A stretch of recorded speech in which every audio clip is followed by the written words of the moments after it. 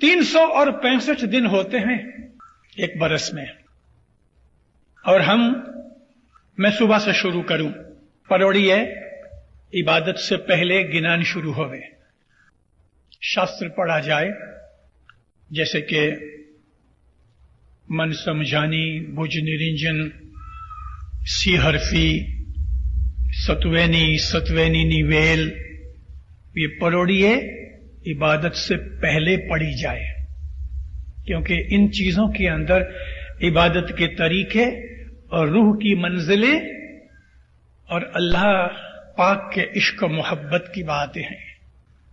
उस जमाने के अंदर इबादत जो थी रात को 2 बजे से 5 बजे तक थी, लेकिन भगत लोग रात को 12 बजे आ जाएं, थोड़े थोड़े पाठ बोले जाएं, इबादत के बाद विनती बोली जाए, उसके बाद नीचे उतरें और दुआ वगैरह से पहले गिनान बोला जाए, फिर दुआ के बाद जब भी घटपाठ होवे तो घटपाठ का बैठा गिनान होवे, घटपाठ का उभा गिनान होवे, वो तो सेटअप है। लेकिन सुबह दुआ से पहले सुबह की चौगड़िए बोले जाए, फिर जब भी रात को मगरिब के वक्त जमात इकट्ठी होवे तो जमात से पहले भगत साहब लोग आ जाएं, वजीर इस्माइल खुद भी बहुत पहले आ जावे और गिनान बोले जाएं, उसके बाद दुआ के बाद गिनान बोले जाएं, कभी कभी वाज होवे तो इतने रोज गिनान बोले जाएं। वजीर इस्माइल को हसन अली शाह महबूब ने सारे काठियावाड़ का सरमुख्तियार बनाया हुआ था, वो एक किस्म का इमाम का प्रतिनिधि था, मुखी कामड़िया की अपॉइंटमेंट भी वो करते थे। भक्तों को ये ऑर्डर था कि अगर किसी भगत ने एक ऐसा गिनान बोला कि जो महीने 2 महीने पहले या कुछ महीने पहले किसी और आदमी ने बोल लिया है, यानी तुमने जो रिपीट किया, तो उसको 2 महीने तक गिनान के 1 महीने तक गिनान बोलने की रजा नहीं। वजीर कहते थे कि एक गिनान बोलो, 1 बरस तक वो गिनान रिपीट नहीं होना चाहिए, और नहीं होता था। किसी भगत ने कभी ये मिस्टेक कर दी तो उसको 1 या 2 महीने तक गिनान बोलने की ड्यूटी बंद, तो वो रोता था बेचारा। अब ख्याल करो कि हमारे पास कितना शास्त्र होगा, है 73 किताबें हैं हमारी, 73 चौपड़ियां हैं जो आप मिलती हैं, थी तो बहुत ज्यादा थी।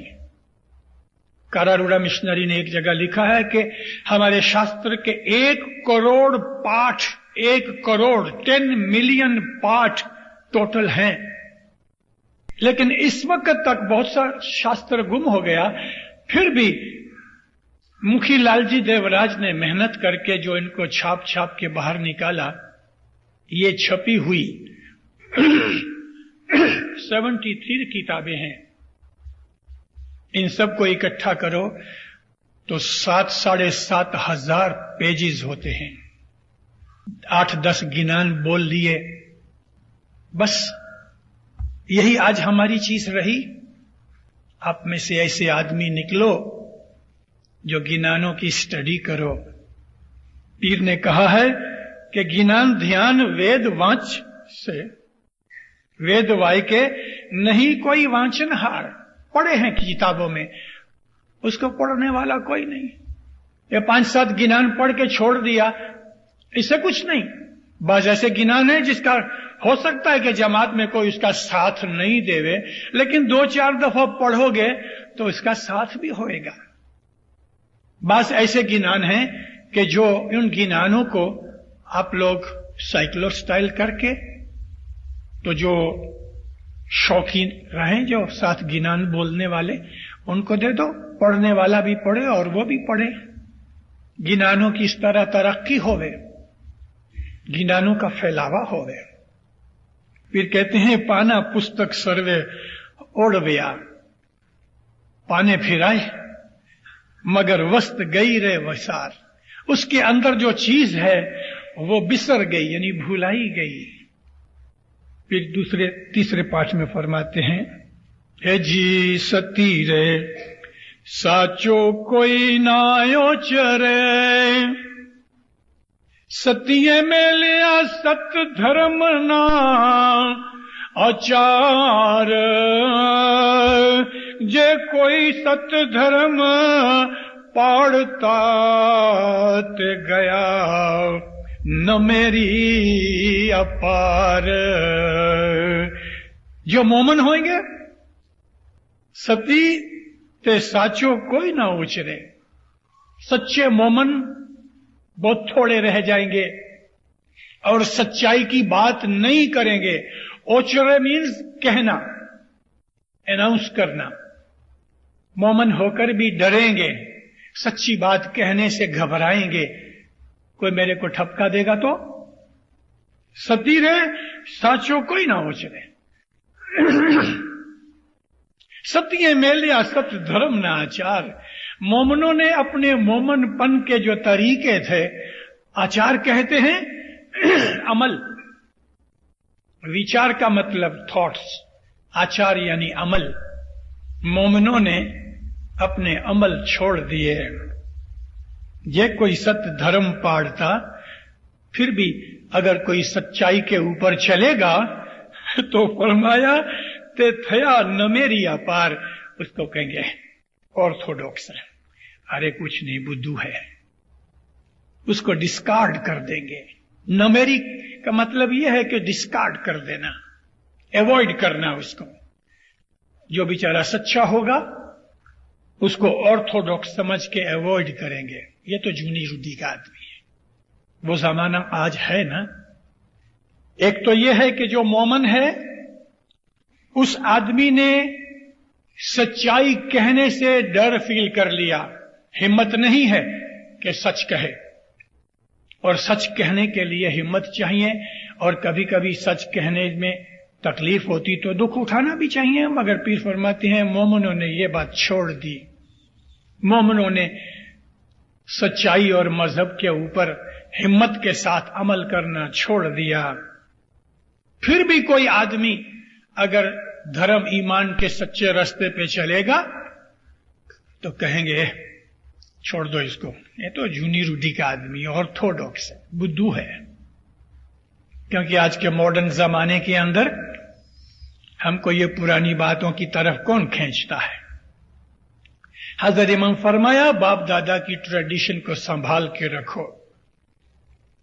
तुम्हारे बाप दादा जिस मजहब के ऊपर चले उनकी रीत को तुम अपनाओ और आज की दुनिया के हिसाब में मत पड़ो।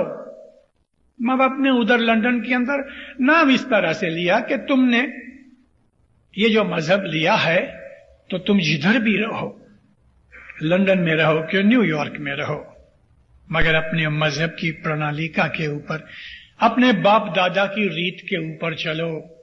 और ये चीजें हमारे बाप दादा की रीत हैं।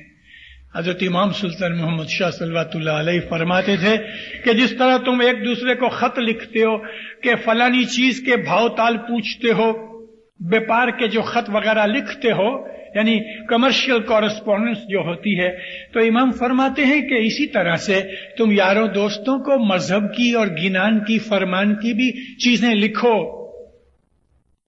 किसी यार दोस्त को लिखो, आज मैंने गिनान के अंदर ये पढ़ा और मेरे ख्याल में उसका मतलब ये है, तुम्हारा क्या ख्याल है। ऐसे भी कॉरेस्पॉन्डेंस करो कि जिसके अंदर तुम मजहबी डिस्कशन करो। अल्हम्दुलिल्लाह मेरे पास इस किस्म के खत तकरीबन सारी दुनिया से आते रहते हैं और मैं खुश होता हूं। बच्चे सवाल करते रहते हैं, फिर उनको मैं जवाब देता हूं। पहले मैं इकट्ठे नहीं रख करता था, लेकिन अभी थोड़ा वक्त हुआ तो ये सवाल वगैरह बढ़ते जाते हैं, तो मैं अभी उसका रिकॉर्ड रखता हूं ताकि किसी दिन काफी हो जाए, 100-200 इकट्ठे हो जाए तो इंशाल्लाह उसके जवाबों को फिर मैं शाया करूंगा, पब्लिश करूंगा, ताकि दूसरों को भी उसके अंदर फायदा होवे। थोड़ा टाइम पहले पाकिस्तान में एक अपनी बच्ची टीचर है, उसने मुझे सवाल पूछे एवोल्यूशन की बाबत में कि गिनानों के अंदर हमारे लिए एवोल्यूशन की कोई ऐसी कोई इंडिकेशन है। और दूसरा सवाल उसने یہ کیا کہ یہ 1,84 کیا چیز ہے، تو میں بہت خوش ہوا. اس کے لیے میں نے جواب تیار کیے اور اس کو بھیجے. ادھر ہے میرے پاس، میں نے اس کی تھوڑی سی کاپیاں بنائی ہیں. انشاءاللہ میں 1 یا 2 کاپیاں ٹیچرز کے اندر دوں گا. تو امام فرماتے ہیں کہ تم اپنے کٹمبیوں کو، یاروں دوستوں کو گنان فرمان وغیرہ کی مذہبی باتیں بھی لکھو، پوچھو.